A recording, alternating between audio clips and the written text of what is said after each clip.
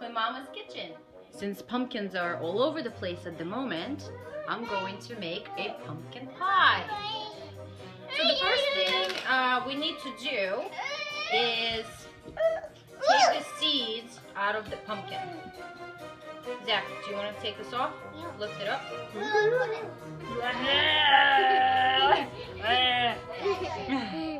ahead, get it out. So, but you want to scoop out the seeds very well. None of them can stay. Could we roast them and then eat them? You want to roast and eat the seeds? Yeah, you could. It's yummy. Are we carving this pumpkin or We're eating this pumpkin. Our pumpkin is very nicely cleaned out. So the next step is we're gonna go ahead and cut it in half. And this pumpkin is actually pretty big. So I'm only going to use about half of it for the pie. And I'll save the other half for maybe a pumpkin soup to make later this week. So now that we have half of a pumpkin, we're going to put it on a cookie sheet. Now a trick, cover your cookie sheet with tin foil so it doesn't stick. Take a little bit of canola oil and we're going to rub it. And now you want to go ahead and bake it on 375 for an hour. And the way you'll know that the pumpkin pie is ready is if you poke it with a fork, your fork should go right through the skin. It's going to take about an hour on 375. Alright, so it's good and ready. Our pumpkin. So now we can go ahead and start making the pie. So now that the pumpkin is cooled, we can go ahead and start making our filling. It's very soft. And it's really just gonna all fall apart. That's how you know it's definitely. Now, full disclaimer, this is not my recipe. I got this recipe, it's a Nancy Fuller recipe that I found online. And I've always wanted to make a pumpkin pie more or less from scratch. So here we go. Here, you try it? You like it? Yeah. It's like squash, right? But we want to go ahead and just puree the pumpkin.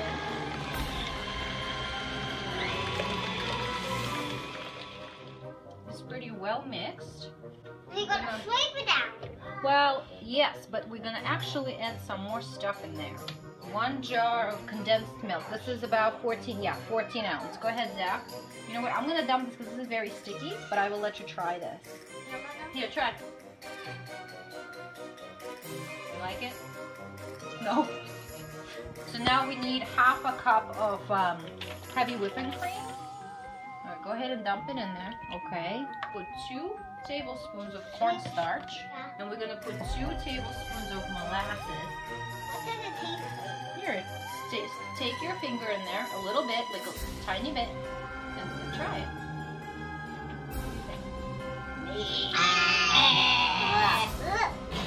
We're gonna make 1 tablespoon from this. So this is half a tablespoon. So I'm gonna use this to make 1. 2. Very good. Okay, here. 1 tablespoon of cinnamon. All right, go ahead, dump it. And let's do 1 more. And then a little bit so we can taste, right? Okay, go ahead, dump it. All right, let's do the same thing. 1 tablespoon of canola oil. So this is half a tablespoon. We'll do 2. 2 of those. All right, give this to me. We are using more stuff. We're gonna use ground ginger. So it's 1 teaspoon of ground ginger. You could try it. It's a little spicy, maybe.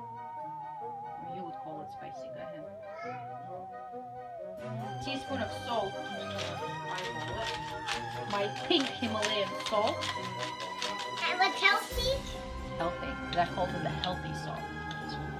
And then we need 3 eggs. Whoops.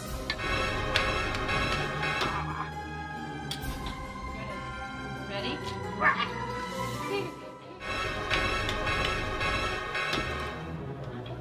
Now washing.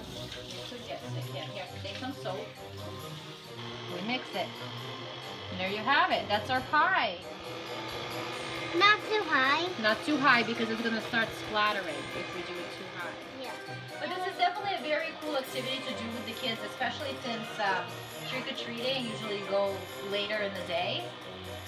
And I feel like Halloween is, if it does fall on a weekend, you're always looking for activities to do earlier in the day before you get out to the trick-or-treating or to the parade. And make a pie. Make a pumpkin pie. Spooky pumpkin pie. Make it. It's awesome. Cook with kids. It's a mess. It's a disaster, but it's fun and they love it. So now what we're going to do is we're going to cheat a little bit and use a already ready pie crust as opposed to making our own. That's all right. Okay. And there you have it. So now we're just going to put it in the oven at 375 for about an hour. It's ready now.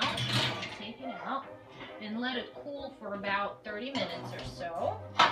Our pie has cooled down. I'm going to go ahead and decorate it. What are you drawing? I'm writing woo on it. And There's our pumpkin pie. we can eat it. Yeah, that's right. Thank you so much for watching Brooklyn Mama's Kitchen. And Zach, thanks for helping me make the pie. You may notice that my kitchen looks a little bit different than it looked a few episodes ago. But I will be doing an episode on surviving construction with the kids. So I hope you'll check that out. And I know you want some. You're going to get some right now.